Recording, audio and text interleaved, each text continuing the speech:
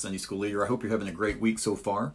Now that last unit that we got through teaching this last week, that was all there in the book of John, and Jesus was teaching his disciples just hours before his arrest and crucifixion. Now this unit that we're getting ready to start, these next 6 weeks, we're backing up a few days. We're backing up to Tuesday or Wednesday of that week of Passion Week, the week before his crucifixion. Now, we're going to be in 2 chapters in Matthew, this whole 6 weeks, Matthew 24 and 25. It's often called the Olivet Discourse or the Mount of Olives Discourse. And Jesus revealed events that was going to happen both immediately after his death and resurrection, as well as things that were going to happen at the end of time. And so that's where we're going to be. We're going to be there in Matthew 24 and 25 for the next 6 weeks, looking at Christ's return, living with the end in mind. This is our first lesson. It's called Stand Strong to the End, out of Matthew 24, verses 1 through 14. And the point of the lesson is expect difficulty when you choose to follow Christ. Now, at our church, when somebody's baptized, they record this short video testimony that's shown in the sanctuary as they're entering the baptistry. And last Sunday, we had a teenager that was baptized, and in her video, she stated that, you know, how some people think that when you become a Christian, it's all puppy dogs and rainbows. And she goes, and that's just not the case. You know, and she is so right. Whether a person is a believer or not, we all suffer. We all suffer from death of a loved one, illnesses, injustice, all these things. The difference in a Christian's life is that we have God walking with us through those tough times.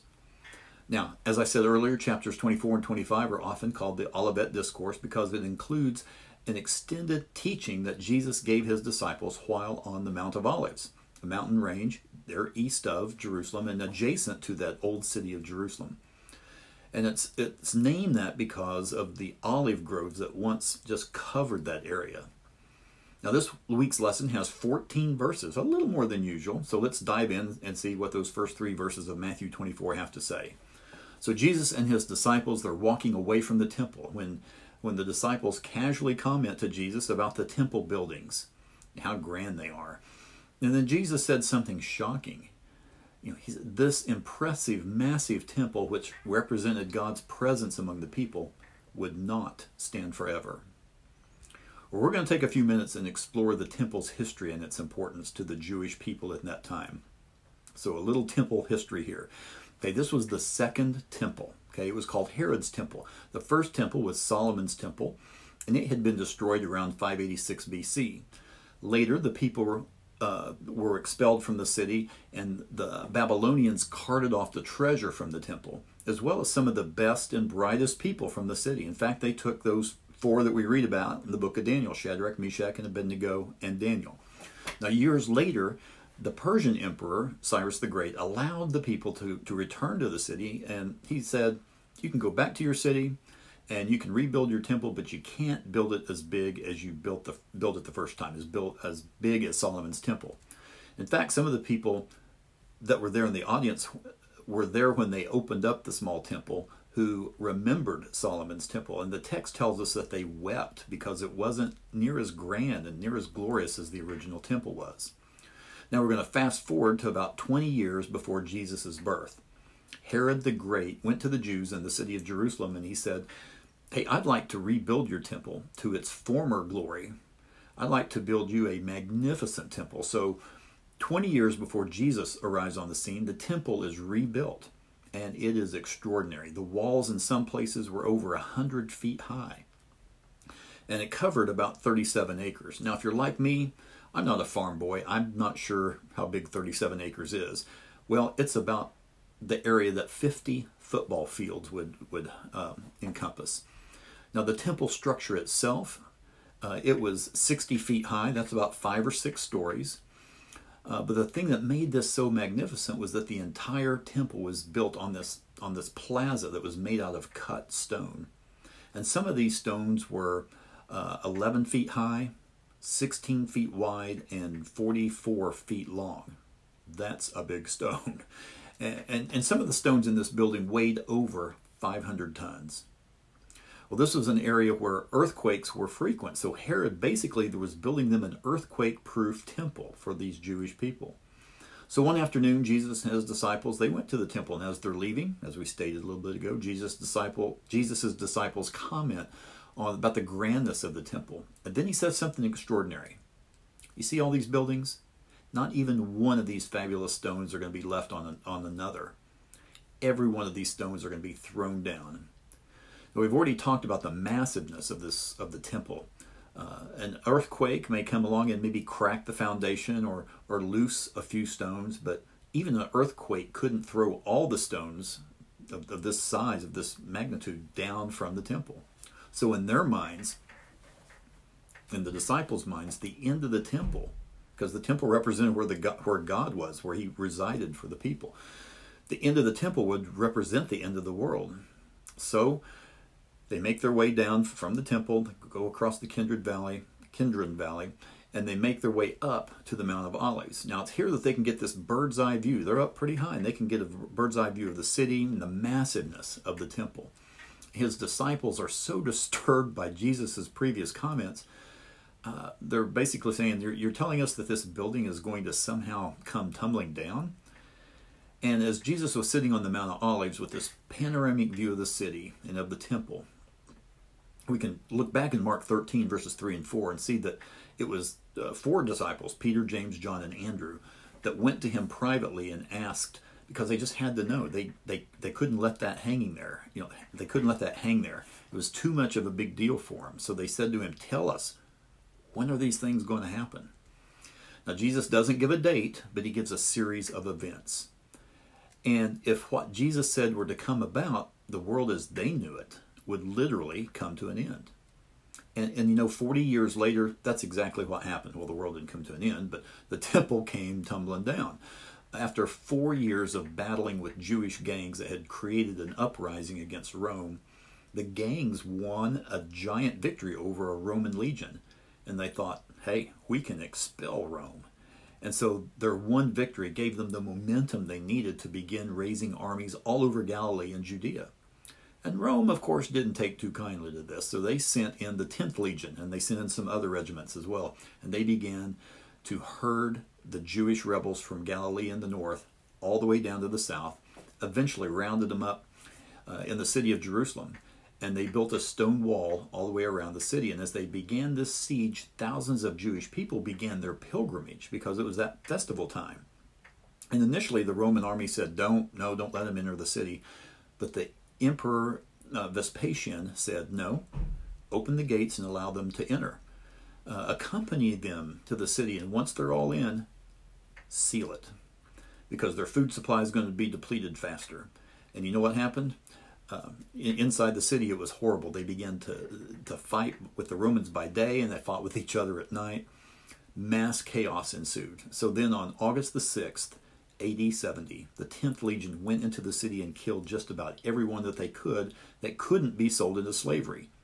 They burned everything that would burn in the temple.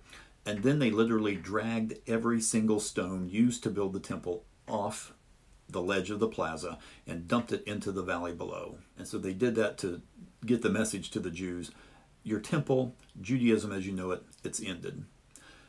In fact, today you can go to the southwestern corner of the temple and you can see some of those stones for yourself. Well, let's think about what Jesus is telling us here to this. You're standing on a mountain and you're looking at a mountain range in the distance. And if you were to describe those peaks of the mountains you're looking at, you might say something like, there's a tall mountain, and then to the right of it's a smaller one. And as you look at the mountains in the range, they may appear to be next to each other, but in reality, they could be several miles apart, right? So as Jesus describes these future events, it may sound like one comes right after the other, but in reality, they can be centuries apart. Like the temple, along with the city of Jerusalem, was destroyed in the year 70, but the return of Jesus has yet to happen. Well, Jesus answered their questions starting in verses 4 and 5. He said, beware that no one leads you astray. Many's going to come in my name. They're going to say, I'm the Messiah. They're going to lead many astray. In every generation, there have been people claiming to be the Messiah. In fact, just in my lifetime, we've seen people like Jim Jones and Sun Myung Moon, David Koresh, who come around and claim to be the Christ, the reincarnation of Christ. And sure enough, they lead many folks astray. But make no mistake, when Jesus returns, there won't be any guessing. Believers are going to know without a doubt that it is him. Now in verses 6 through 8, Jesus talks about what will occur before his return. Wars, rumors of wars, famines, earthquakes in various places. These events are not the end, but they're like birth pains, the beginning of the end. Well, here's the thing about wars. We have always had wars. In the past 3,400 years, people have only been at peace about 268 of those. That's less than 8% of the time. And even then, there were probably some undocumented skirmishes that we don't even know about. But there's always been famines. There's always been earthquakes as well. But it seems that when Christ's return is imminent, these events are going to intensify in number and severity. Just as birth pains increase the same way. They become harder and harder, stronger and stronger, and then closer and closer together until delivery. Well, all these things are alarming, but Jesus told them not to be alarmed. And why is that? Well, we'll see that here in just a minute. Now, verses 9 through 14, Jesus' talk starts getting personal. Then you will be handed over, persecuted, and put to death, and hated by all nations because of me. Now, we don't have historical records about how the disciples died, but we do have some traditions, what's been handed down through the centuries, through the generations. You may have heard about Peter, crucified upside down because of his request that he didn't feel worthy to be crucified in the same manner that Jesus was. We have Andrew. Tradition says he preached in Asia Minor, in Turkey and Greece. The first one in Russia, he was crucified. Thomas in India, pierced with the spears of 4 soldiers. You got Philip in North Africa and Asia Minor. He preached and converted the wife of a Roman consul, and in retaliation, that Roman consul had him arrested and executed. Bartholomew was in India with Thomas, in Armenia and Ethiopia. Various different accounts of his martyrdom. Simon the Zealot ministered in Persia, and he was killed after refusing to sacrifice to the sun god.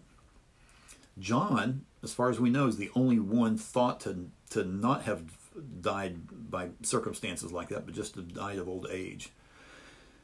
He says many are going to turn away from the faith. Many false prophets are going to appear and deceive many people. Wickedness will increase. Love will decrease. You know what? That's a bunch of bad news. But here's the good news. Here is why they and we shouldn't be alarmed at the horrendous world events that occur. The one who stands firm, the one who perseveres, will be saved. Now, we know this, that word saved is a heavy theological term. And to us Southern Baptists, being saved is when we were converted. That's a true statement. But the word saved generally means delivered, which is true in a spiritual sense. We were delivered from death to life at conversion. But not every time the word saved is used in the Bible does it refer to spiritual deliverance. It's often used to refer to physical deliverance. And that's what I believe this is saying. Not that toughing it out to the end is going to ensure your eternal spiritual salvation, because enduring does not earn salvation. But it's a characteristic. It marks those who are already a believer. And also notice the future tense of that verb, will be saved. Will be saved. It doesn't say that those who endure to the end are saved. It doesn't say that. It says, but will be.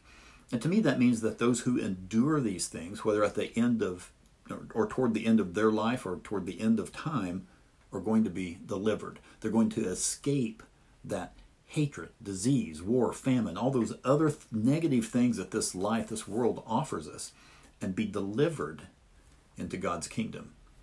And that's the main thought of this lesson, isn't it? No matter how bad things are, stand firm. No matter what the diagnosis is, persevere, regardless of the job situation, the family relationships, the financial situation. Stand firm in your faith. The way we do that is to look past the short term, this life, to look past the short-term ills, the short-term bad things that are happening of this life, and look toward eternity, where believers will be delivered or saved from these terrible things. Well, do you have any other thoughts on this lesson? Any other interpretations? I'd love to hear those, and probably other people would too. So you can leave a YouTube comment or email me. That'd be great. That address is going to be coming up here in just a moment. So thank you very much for watching this week. Hope you have a great lesson as we start this new unit on Christ's return. Don't forget, pray for and with your class this week.